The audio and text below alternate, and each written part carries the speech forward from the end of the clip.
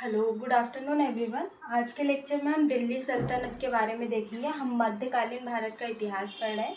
Last lecture में हमने क्या अरबों का आगमन और तुर्कों का आगमन भारत में कंप्लीट कर लिया था, जिसमें हमने पहले अरबों का आगमन पढ़ा था भारत में।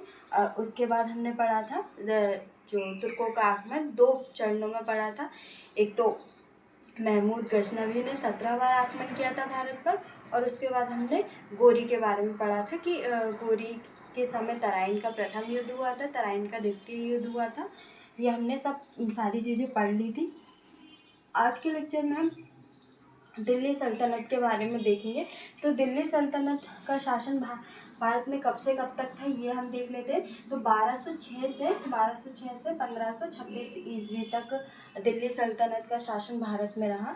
ये कम से कम अगर हम देखें वर्षों में तो 320 वर्षों तक दिल्ली सल्तनत ने शासन किया था। मुख्य पाँच वंशों ने, सबसे पहले गुलाम वंश, उसके बाद खिलजी वंश, थर्ड था तुगलक वंश, फोर्थ सैयद वंश, और फिफ्थ था लोधी वंश, है ना। तो सबसे पहले हम देखेंगे गुलाम वंश। तो गुलाम वंश ने भारत में कब से कब तक शासन किया था, ये हमारे मेंस में पूछ सकते हैं ना, कि लिखने को आ सकता है 2 मार्क्स में कि गुलाम वंश के बारे में लिखिए। तो हम गुलाम वंश के बारे में सबसे पहले गुलाम वंश का शासन कब से कब तक था, तो 1206 से 1290 ईस्वी तक भारत में गुलाम वंश का शासन रहा। इसके संस्थापक कौन थे, तो इसके संस्थापक थे कुतुबुद्दीन ऐबक। इसके बाद हम देखेंगे खिलजी वंश, ये भी 2 मार्क्स में आ सकता है कि खिलजी वंश के बारे में लिखिए। तो खिलजी वंश का शासन कब से कब तक था, तो 1290 से 1320 ईस्वी तक भारत में खिलजी वंश का शासन था। और इसकी एक महत्वपूर्ण बात भी है कि सबसे कम समय तक किसने शासन किया था, पांचों वंशों में से तो खिलजी वंश ने सबसे कम समय तक शासन किया था। इसके अगर संस्थापक की बात करें तो गयासुद्दीन खिलजी, इसके अलाउद्दीन खिलजी क्या थे, अलाउद्दीन खिलजी इसके संस्थापक थे। इसके बाद हम देखें तुगलक वंश। तो तुगलक वंश का शासन कब से कब तक था, तो 1320 से 1414 तक इनका शासन था, किसका, तुगलक वंश का। और अगर इसकी बात करें तो सबसे ज़्यादा समय तक कौन से वंश का शासन था भारत में, तो तुगलक वंश का। और सबसे कम समय की बात करें तो खिलजी वंश का शासन था, है ना। ये इसके बाद हम देखेंगे सैयद वंश। सैयद वंश कब से कब तक था, तो 1414 से 1451 तक इनका शासन था सैयद वंश का। इसके बाद लोधी वंश आता है। लोधी वंश का शासक कब से कब तक था, तो 1451 से 1526 ईस्वी तक लोधी वंश का शासन था भारत में, है ना, दिल्ली सल्तनत के अंतर्गत, है ना। अगर हम बात करें राजधानी, तो 5 वंशों में 3 बार राजधानी परिवर्तित हुई है। प्रारंभिक राजधानी क्या थी, लाहौर थी, जो कि किसके समय थी, कुतुबुद्दीन ऐबक के समय लाहौर राजधानी थी। इसके बाद दिल्ली राजधानी किसके समय परिवर्तित हुई, तो इल्तुतमिश के समय दिल्ली राजधानी परिवर्तित हुई। उसके बाद आगरा राजधानी किसके समय हुई, तो लोधी वंश ने जो राजधानी है वो दिल्ली से कहाँ पे कर दी, आगरा में, है ना। विशेषकर लोधी वंश में सिकंदर लोधी के द्वारा राजधानी परिवर्तन किया गया है। तो पूछ सकते हैं कि जो लाहौर राजधानी वो किसके द्वारा परिवर्तित की गई, तो कुतुबुद्दीन ऐबक। और अगर दिल्ली राजधानी किसके द्वारा, लाहौर से दिल्ली राजधानी किसके द्वारा परिवर्तित की गई, तो इल्तुतमिश के द्वारा। और दिल्ली से आगरा राजधानी किसके द्वारा परिवर्तित की गई, तो सिकंदर लोधी के द्वारा, है ना। और वंश की बात करें तो लोधी वंश, और अगर शासक की बात करें या सुल्तान की बात करें तो सिकंदर लोधी के द्वारा, है ना। अब हम सबसे पहले कौन सा पढ़ेंगे, गुलाम वंश, उसके बाद खिलजी वंश पढ़ेंगे, फिर तुगलक, सैयद, फिर लोधी वंश, है ना। आज हम देखेंगे गुलाम वंश। तो गुलाम वंश का शासन कब से कब तक था, हमने देखा अभी 1206 ईस्वी से 1290 ईस्वी तक इनका शासन था, किसका, गुलाम वंश का, है ना। तो इसके अगर हम संस्थापक की बात करें तो संस्थापक कौन थे, कुतुबुद्दीन ऐबक। कौन थे, कुतुबुद्दीन ऐबक थे, है ना। और ये ऐबक किनके गुलाम थे, तो ये गोरी के गुलाम थे। कौन थे, किसके गुलाम थे, गोरी के गुलाम थे, है ना। गोरी के 3 गुलाम थे, एक तो यल्दोज, कुब्जा और ऐबक, है ना। और ऐबक को क्या भारतीय क्षेत्र प्रदान किया था, और कुब्जा को क्या सिंध और कच्छ, और यल्दोज को गजनी प्रदान किया था ना। और राजधानी क्या बनाई थी, लाहौर राजधानी थी, उसके बाद दिल्ली, फिर आगरा, है ना। ऐबक का शासन था वो 3 भागों में बांटा गया था। ऐसा आपसे 2 मार्क्स में पूछ सकते हैं कि जो ऐबक के द्वारा अपने शासन को कितने भागों में बांटा गया था, तो 3 भागों में। सबसे पहले 1109 टू 1206 ईस्वी तक, और 1206 से 1208, 1208 से 1210 ईस्वी तक, है ना।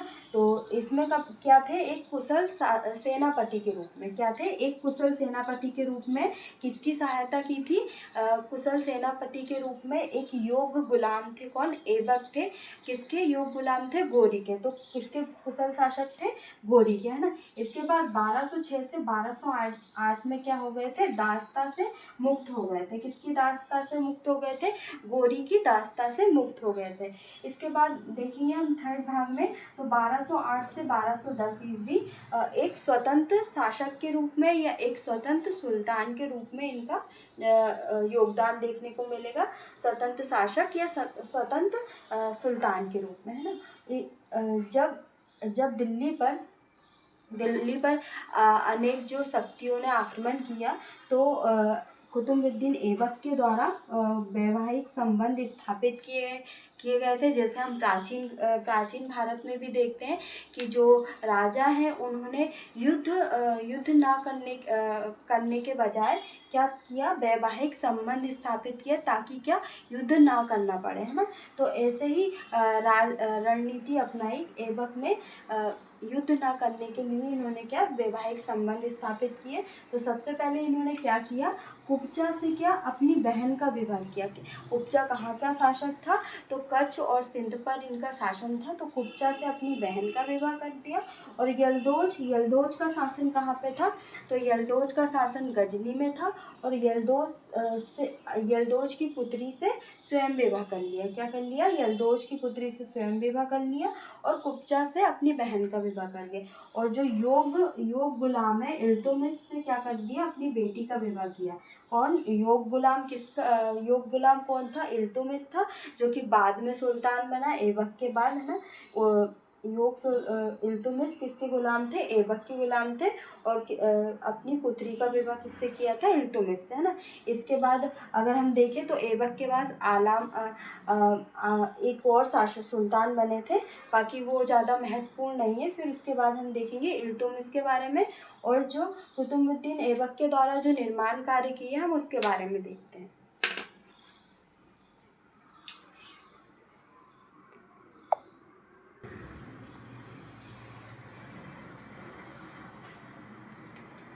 नेक्स्ट हम देखेंगे कि कुतुबुद्दीन ऐबक के द्वारा क्या क्या निर्माण कार्य करवाए थे ना, कि कुछ मस्जिदों का भी निर्माण करवाया था। कुब्बत उल इस्लाम मस्जिद, कौन सी, कुब्बत उल इस्लाम मस्जिद का निर्माण करवाया था, किसके द्वारा, ऐबक के द्वारा, जिसको भारत की पहली मस्जिद बोलते हैं। तो क्वेश्चन आ सकता है कि भारत की पहली मस्जिद कौन सी है, तो कुब्बत उल इस्लाम मस्जिद, जिसका निर्माण किसके द्वारा करवाया था, ऐबक के द्वारा, है ना। इसके बाद अजमेर में क्या, 2.5 दिन का झोपड़े का निर्माण किसके द्वारा करवाया था, ऐबक के द्वारा करवाया था। यहाँ पर विग्रह राजा हरिकेल का क्या है, हरिकेल के विग्रह राजा हरिकेल का क्या है, एक अंश मिलता है ना। इसके बाद हम देखेंगे दिल्ली में कुतुब मीनार का निर्माण करवाया था, और बाद में इसका जो कार्य पूर्ण किसने करवाया था, इल्तुतमिश के द्वारा, है ना। प्रारंभ में अगर पूछे कि कुतुब मीनार का निर्माण या नींव किसने रखी थी, तो ऐबक के द्वारा, और अगर पूर्ण कार्य किसके द्वारा करवाया था, इल्तुतमिश के द्वारा। इसके बाद हम देखेंगे कि ऐबक के बाद कौन सुल्तान बना था, तो आराम शाह सुल्तान बने थे। वो भी कुछ समय के लिए बने थे ना, कुछ समय के लिए बने थे। उसके बाद हम देखेंगे इल्तुतमिश, है ना। इल्तुतमिश के बारे में पढ़ेंगे, जो कि गुलाम वंश के सबसे महत्वपूर्ण सुल्तानों में से एक है ना। इनके इनके समय ही जो राजधानी है लाहौर से कहाँ पर राजधानी परिवर्तित हो गई थी, दिल्ली में। राजधानी कहाँ पे कर दी थी, दिल्ली कर दी थी, है ना।